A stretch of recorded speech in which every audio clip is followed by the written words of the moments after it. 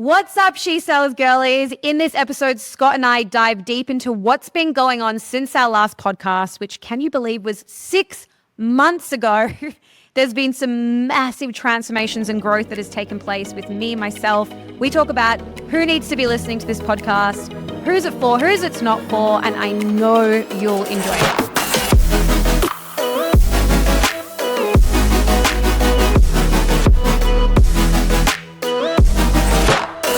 I just got Scott to have a look at the last podcast episode that we did, and it was on the 28th of June. I am embarrassed. That's shocking. Yeah, we really let it go. That's for sure. Yeah. So we're back seriously now, like actually posting regularly, sitting down, having amazing conversations, and we want you to listen in. So let's do a bit of a recap. Like a lot has happened since the 28th of June, particularly in our worlds, in the SheSells world and in the remote sales industry as a whole. So let's touch on that. Okay. So what do you want to start with, the industry or with SheSells? Well, let's talk about SheSells, because on the 28th of June, we were just ramping things up. It was in its infancy. It was a little baby. I think I'd just been on the Unemployables podcast. How many members did we have? Not even 100. I think it was like 70 something, that, right? No. When I remember I had a conversation with one of the members just recently, and she said when she joined, it was the very end of June and we were at 97. Right. Okay. So we're about to crack 100. Because I went on the Unemployables around this time, and guys, I don't know if you understand this, but in June, I was still working as a remote closer. I was being a sales manager for another online business. I was so spread thin. I was literally everywhere, and SheSells got the very, very last of me. Yep. Yeah. And what was I doing? I was full-time closing and you're on night shift. I was on night shift. That's right. Yep. I was working on a US account, and now, been around, done a bunch of managing for one account as well. And then now fully a part of SheSells, because why do it for someone else when we could do it for ourselves, right? That's exactly right. And, you know, since the 28th of June, I mean, we were really chatting about the remote sales industry and things that we were noticing in our calls. But this is just going to be a completely different pod now. Yes. We're coming with a new set of experience and skills and things we're noticing. We still have access to a lot of sales calls, and we're still upskilling ourselves and learning a lot about sales in itself, because we coach that and we teach that. But now we have a team. We have a team of sales women. How many do we have? So all up, we've got, I think, 10 now. 10 sales team. Sales team. Yep. And then all up in terms of SheSells, I think we're at what, 30 something? 30 or 40, yeah. 30, it's crazy. 35 or something, people in the actual team. So pretty crazy growth over the last, barely even 6 months. But yeah, I mean, the podcast very much, it was sales chats, right? It was like us just chatting about what we were running into. The crazy thing is, like, I'm doing more call reviews now than I've ever done. So I've seen so many different things. And I feel like I've gotten so much better. Just sheerly from coaching, and also just from reviewing like hundreds of calls. Yeah, it's crazy. So we're still going to be able to share a lot of that. Oh yeah. And I think the way that we're going to run these episodes, just so that everyone has an idea, is we're going to talk about something that we've noticed, or we want to debunk, or we want to just share our insights on. And then we want to demonstrate how we would handle that exact same thing in a sales call. So there's going to be little nuggets of information that you can take away and implement immediately to start closing more deals. Amazing. And as always, this podcast is about trying to demystify what remote sales is, right? Yeah. It's a new industry. People don't know about it. Yeah. And if people don't know about stuff, what do they say? Well, it's too good to be true. Exactly right. It's not real. It's a scam. Yep. That's exactly right. So something else that I want to talk about is I've been jet setting all over this world. You have? Since the 28th of June, I've been to Mexico. I do believe I'd come back from Mexico though, where we got it. I think you did. Yeah, you came back from Cancun. Yeah. So I've done a lot of up leveling and upskilling. Mexico was one of them. I then went to Dubai. We did some goal setting. We really figured out the voice of SheSells and where we were taking it. Then I went to Vegas. I'm about to go to Brisbane again this week to feature on a very, very cool pod, or I should say revisit. Yeah, it's a sequel, right? That's it. And something that I want to talk about in all of my travels and the upskilling that I've done is I've had a huge transition that's occurred over the last 6 months. And it's that transition that's gone away from remote closer. So I saw myself as like a subcontractor, still felt like an employee to some extent because I was part of a big company and there was still a lot of rules and regulations in place. So I never truly felt the autonomy of a remote closer. Like I would see you, for instance, and be like, wow, how do you just get to reschedule your own leads? Like I wouldn't, I had an SOP for that. There was absolutely no way that I had full control. So, and then I went into sales management and 100% felt like an employee. So since the 28th of June, I've been on my own journey because I recognized I was faced with a huge identity test, which was like, Brooke, things are ramping up and you're not ready for this.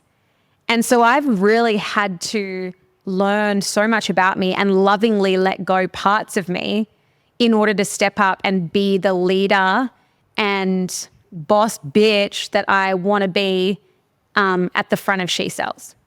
So I've really firsthand experienced that transition from employee to business owner, entrepreneur, in spreading my wings and cutting all ropes to any other thing except this.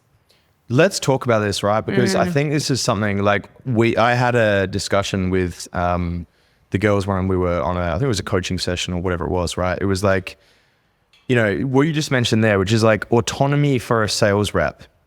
Like, I think that is something that is so, like, you need it. It's so important, right? Because if there is an SOP for everything, if everything's monitored, it's like you're clipping like a bird's wings, right? So the saying that I always like to say is like the second that you move into remote closing, it's like you forfeit your ability to just be an employee. I love that. Right? Because everyone wants to be an entrepreneur. Everyone's like, I want to be an entrepreneur. I want to start my own business. It's like, cool. When you step into remote closing, you do that. You are now your own business. Right? So what that comes with is like, you need to start thinking outside of the box. You need to take initiative on things. You can't just rely on other things or other people to get the job done for you. Right? So the transition that you just mentioned over the last 6 months that you went through, that's a transition that everyone that comes into SheSells and steps into the industry, that's a transition they need to go through as well. Yes. So let's talk about that. Well, yeah. And funny that you mention it because I had this great, my head just always works in like analogies and stories and just ways to conceptualize things to make them make sense. So the way that I explained this to myself, and then I even explained it in one of my coaching sessions, was I had passed like level 1 of Crash Bandicoot. At the end when the big boss comes out and you beat the boss and you win, right? I'd passed that. And I was like pretty bloody good at it. Like I knew every little tip, trick, got through that level, could have done it with my eyes closed. But in the next level, you got to relearn. You're at a different level now. So you have to be open to finding new skills and strategies and who you are. So characteristics, things that you need to become in order to beat that big boss. And the big boss is like limiting beliefs, people trying to drag you down, having to let go of friendships and have tough conversations with people. So it's all of those things that can keep you in that level. And when you pass that level, it just keeps growing. Like now you're just at the next level and there's going to be a whole new set of challenges and things that you have to deal with in order to pass. Yeah, that's really life. Cool. And it's also sales as well. Like that's sales skill sets as well for people is like, they get into it and they're like, okay, like I didn't even know this thing existed. Then you start to get it. But then like, it's almost like you move through the next layer and then suddenly you become an absolute beginner again. You're like, oh my God, I didn't even know that these concepts existed. Well, beginner's luck, right? Well, yeah. Like how many of our girls has started a job and they're like, oh my God, they like make piff after piff after piff in the first week. So they pass that first level, right? They kill the big boss, whatever. They're like, I can do this. That limiting belief goes away and they have this confidence. But then they go to level 2 and all of a sudden it's like, back to square one. Harder, right? Exactly. Boss is harder. You got bigger demons you need to face. It's crazy when you think of it like that. 100%. So tell us, like, what was the biggest thing that you had to change over that 6 month period, that identity shift? What was the biggest thing that you identified that needed to change? Like, I kind of know, I'm married to you, so I got the inside scoop. But for everyone else, because I think this is a journey that they're all going to be they're going to be faced with. So what was it that you identified? And then what is it that you felt needed to happen, and who did you need to become? Well, that's such a loaded question, but I am all about transparency. I am an open book. So the things and challenges that I face, you guys are going to face them with me. So I've had the same identity from school. I was known as the party girl, the one who'd be out the latest, the one who'd be the loudest, the craziest, the most fun. That is me. Well, sorry, that was me. And I held on to that part of me for so long. Like, we're talking up until about 6 months ago. There was a moment where I was at the airport and I was coming back from Vegas, and my skin was terrible. I was tired. My body ached. I just felt gross in my own body. And I had that moment of just like, SheSells does not deserve a leader like this. There was just a lack of congruency. There was a lack of leadership. And I just thought, if I continue to play into the party girl identity, which was such a big part of me, if I continue to play into that, I will never get SheSells to where it needs to be, or where it gets to be. And so in that moment, I thought, I'm done. And the most beautiful thing about this is I wasn't mad at her. I wasn't mad. I lovingly let her go. And I thanked her for getting me to this point. But if I continued to be her, I would not be sitting here right now. So I lovingly let her go, and I stepped into this new 2.0 version of me, level whatever you want to call it. And I started to lead from the front, because now I can hold all of my girls to that same standard. Like, that was one of the hardest things I've ever had to do. And that sounds crazy, but like, it really was. I associated fun with having a drink and being drunk. And like, there's no way I would go out without having a drink. I used to judge people. If they were like, oh, we're sober, I'd be like, oh, boring. Like, literally, that was me. That was my set of beliefs around it. So to go out and not drink, I've really had to re-pattern my beliefs. Yeah. And it's been the best thing, one of the best things that I've ever done. Do I think I'll ever drink again? I don't know. Yeah. It's not something that I need to be firm on or make a decision about right now. But I know with full congruency that I can hold my girls to the same standard. I know what it takes to level up. I've done it. I've been there in their shoes. And so now I can hold them to that same standard. Exactly. It's a thing called congruency, right? Yeah. Yeah, I think that's the best thing about what we do and everything that we've learned, even just in this industry and this space, like, because a lot of what we do is getting people to step into a new identity, to be the person that they need to be to achieve the things that they need to or want in life. So like, we have a deep understanding of what that process really is and what it looks like. And we take people through it, right? On like a 30 to 45 to 60 minute conversation, but like actually identifying it for yourself, that's a huge step, right? Identifying it for yourself and then being like mature enough to be like, okay, like this identity that I'm in isn't serving me. Yeah. So it's like, do I hang on to it and just allow it to continue to hold me back, or get a little more uncomfortable, right? Become the new 2.0 version of Brooke. Yeah. Well, I had like something ridiculous, like 27 hours of deep thought about. It's a long flight. Oh God. To be anxious, because I knew there was going to be some hard conversations that I needed to have. There was people that I needed to move away from. Yeah. There was, ties that I needed to cut. And that was the hardest part for me. Yeah. Because I've always, again, this is not a characteristic that was serving me, but I'd always been a people pleaser, which, a form of narcissism, really. Like, I would manipulate situations it was in a self-serving way. So like, to sit on a plane and just like really deep dive into parts of you that are no longer serving was very eye-opening, very exposing. And I felt like I had been reborn. Like, when I literally hopped off that plane and saw you, I just like vomited up everything to you and just was like I couldn't keep it in. And then literally for a week after, I couldn't stop crying because I just felt so vulnerable.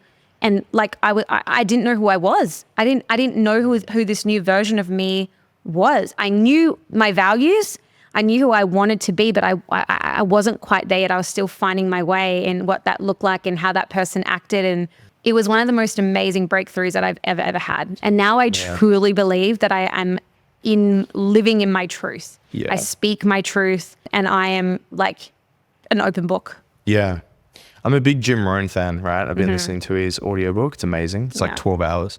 But his whole thing is like life is literally about just like building your character consistently for your entire life. You just build your character. So it's like you got to choose your character. You got to choose who you want to be. Yes. You got to clearly understand the values, everything. I think everyone has a pretty good idea of like who they really want to be in life. Yeah. But it's like, are you actually being them? Exactly. Or are you making all the decisions that person would be? Look, I think we can all say like we're not exactly doing it. We're not perfect. Yeah. But it's like if you can just do that as closely as possible over a period of time, now it's like congratulations. Yeah. You are that person. Yeah. Well, like change is messy and growth is not linear. So like I knew over the next period of time that I wasn't going to be perfect, but I knew that it was consistency. Like I haven't had a drink since I got back from Vegas. Yeah. Which I'm really proud about because that was like a big firm line in the sand. Yeah. Like I'm not drinking, but there's been slip ups along the way with other things that I I'm not proud about. But like I said, growth isn't linear, and I've been really forgiving and patient with myself because I've literally had to redefine who I was and who I wanted to be. Okay, cool. Then let's do this, right? So we got an audience. Yeah. However many people. However many people, right? There's one lady sitting there right now listening and she's going, oh shit, like I am not who I want to be. I know exactly who I want to be, but I'm not there yet. What's your advice to her? My advice to her is you have to understand a couple of things first. So firstly, I would say if you keep making decisions based on the perspective that you're in, which is the person that you are, you will only ever stay the same. And that person that you want to be will always remain a dream. So one of the best things that I did on my 27-hour flight is I started to think of who I wanted to be, but not only who I wanted to be, how does that person think, act, make decisions, like just everything about it. What does she wear? How does she speak? I literally mapped out who she wanted to be because what comes first? The $1 million or the millionaire mindset?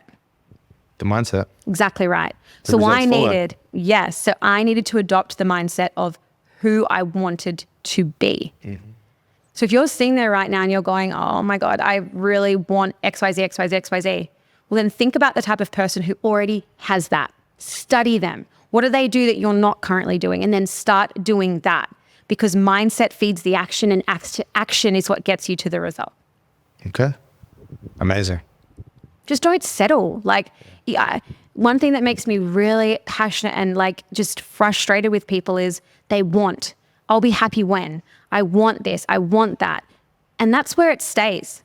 And so what tends to happen is these people fall into like victim mentality, which is like, oh, but she had this and, it's hard for me. I didn't come from this family and that's just who they stay. Yeah. Yeah. Well, everyone's dealt their own cards, right? It's just what you choose to do with them. Exactly. I think that's some really good advice. Thank you. Yeah. So to sum it up, right, it's about knowing exactly who you want to be.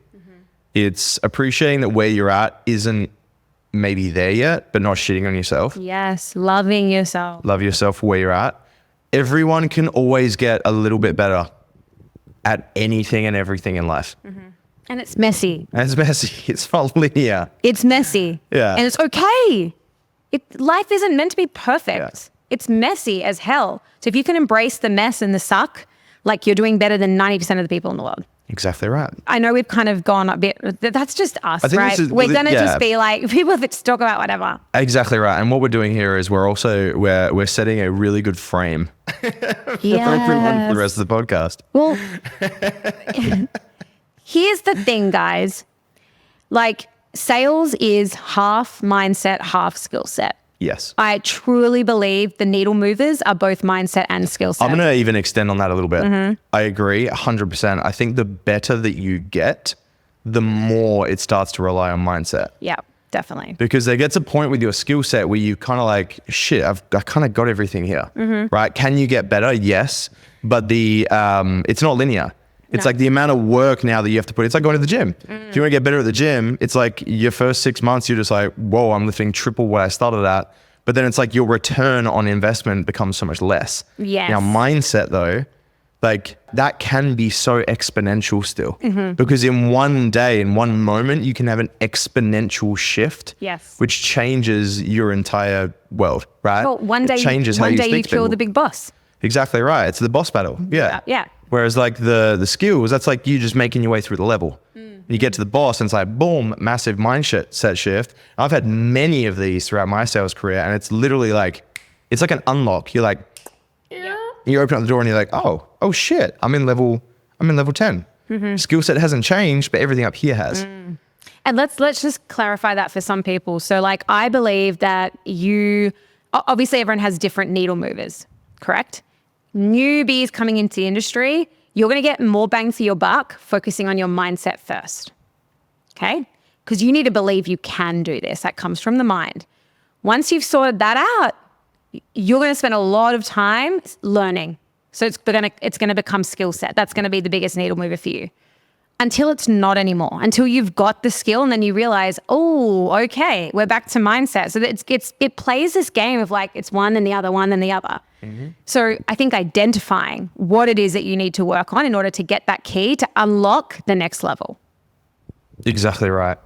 Exactly right. So who should listen to us? Because there's probably people listening to this being like, am I in a sales podcast or am I in like a life podcast? So like, who is this for? Well, I would say those are two in the same. But also, Yeah. I would say this podcast is for anyone that wants better for themselves. And I assume there's a large population of people out there that want better for themselves. Now, here's the thing, right? And this is what I always say to the people that we're coaching, is it's like, it's not the thing that you're selling, it's the destination, Yes. right? Now, at the end of the day, we found this thing called remote sales, which became our vehicle to freedom.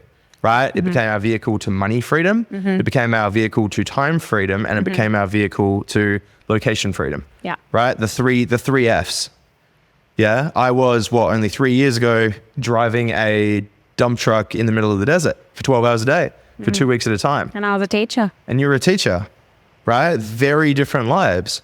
I always knew that I wanted to do something that gave me those three things. I was like, I got no idea what to do. I had no idea. And I stumbled upon it. Now, if I had someone do this podcast for me 3.5 years ago, even 4 or 5 years ago, I would have been like, thank you.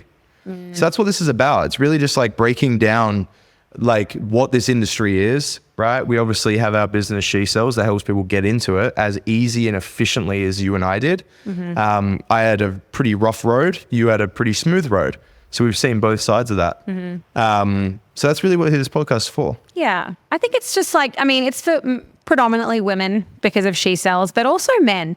It's for people who have recognized and woken up to the fact that they want more from this life. They don't want the 9-to-5 grind. They don't want to be in their soul destroying job for the rest of their life because they have this huge mortgage that they need to pay off. And so their life has become about working to live, not the other way around. That was the thing that always killed me about the 9-to-5 is like, I knew exactly, like, okay, because this is some people's security blanket is like, oh, I know what I'm going to get. Therefore I'm safe. It's like, boom, I got the blanket on me, right?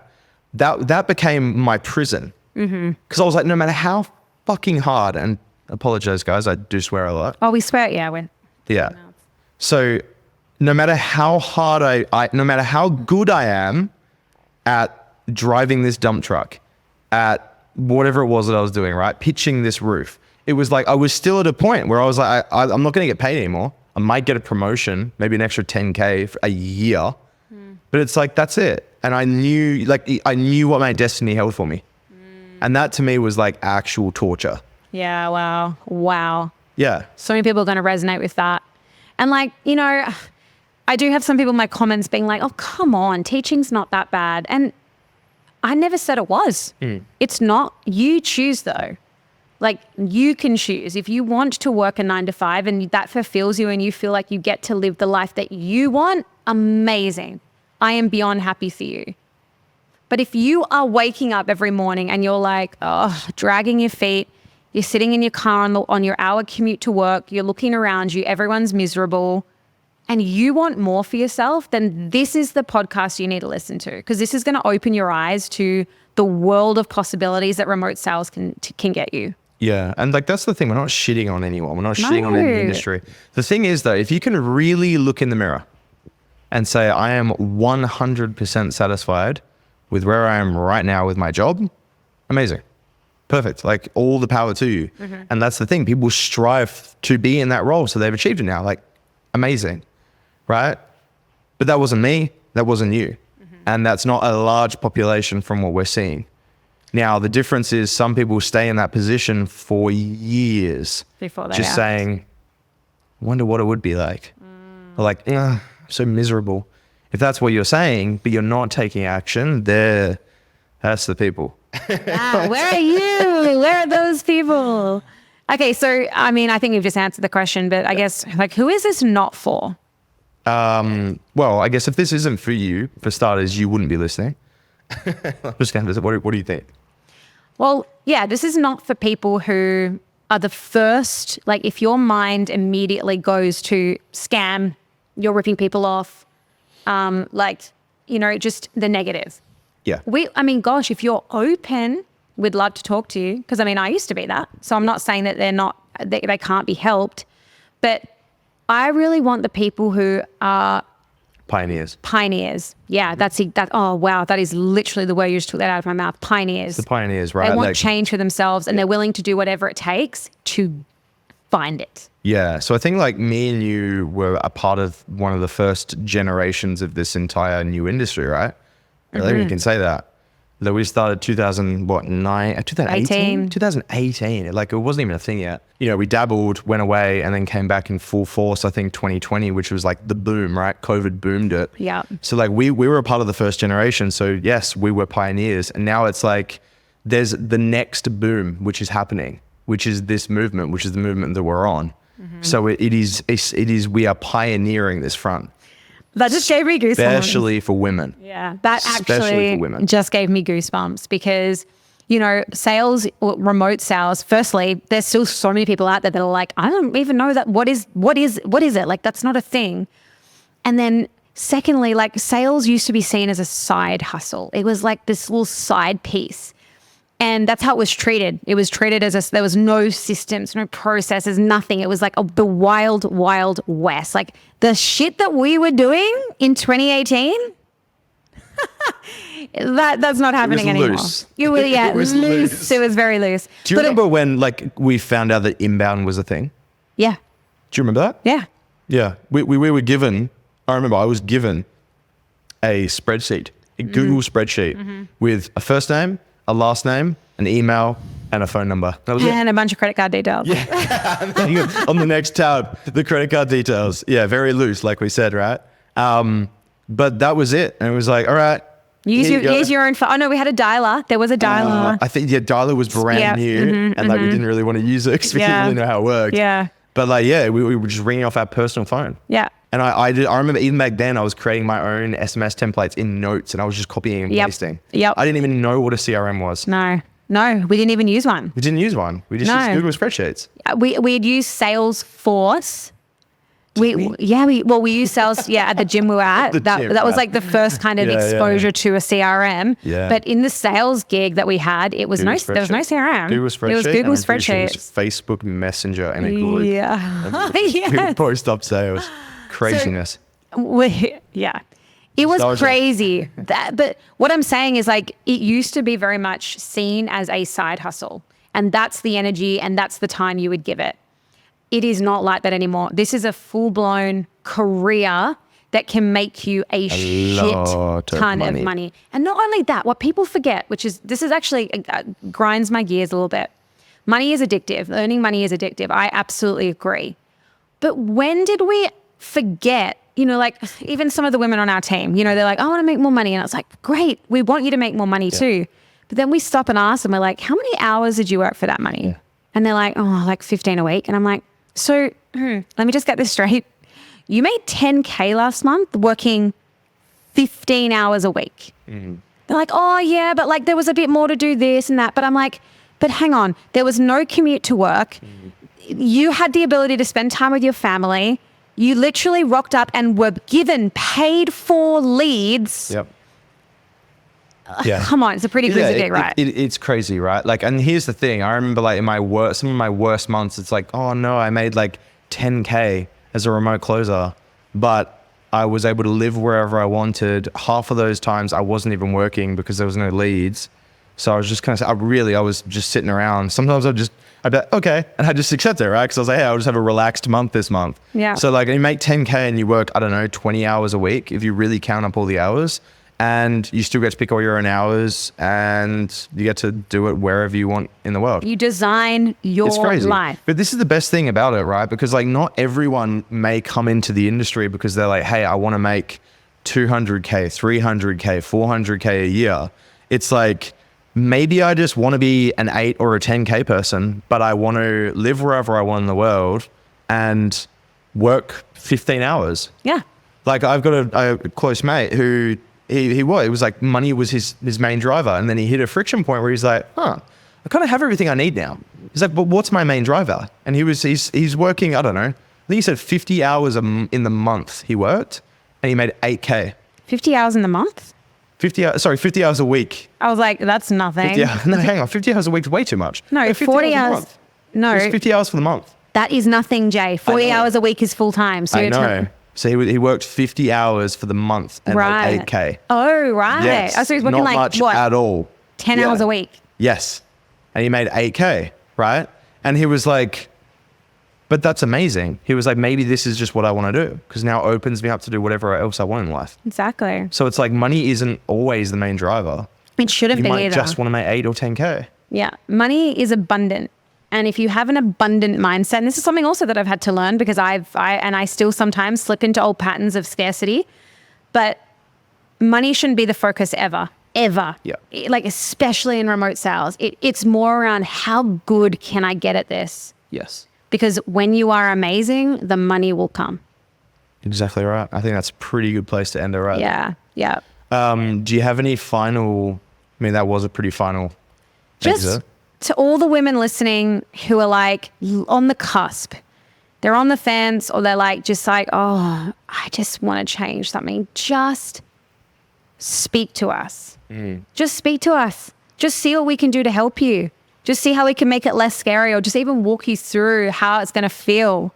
It's okay. I just want to normalize that. Like it's scary changing your career when you're 30 years old. Yep. It's freaking scary. And you've got kids and you've got if you have a partner that's like reliant on some income. 100%. It's not easy. Like it's not even easy when you're in it. We've done it. Yeah. We've done it. There's still months where I'm like, Scott, are we okay? Like, I mean, that's just my scarcity. He's like, Brooke, shut up. But what I'm saying is like, we get it. Yep. We get it. We've walked the walk. We've walked, exactly. We've done it. We've been through the trenches. We've seen the other side. Yeah. And we've seen so many other women now do the exact same thing. The biggest difference between them and you is that they did it. They had the mindset of someone who takes action to take them towards the result. Exactly right. All right, guys. Well, let's leave it there. Otherwise, we could just talk your ear off for the rest of the day. But I really hope you took something away from this. And we hope to see you back for our next episode. We will. Go be great, guys. Bye-bye. Bye-bye.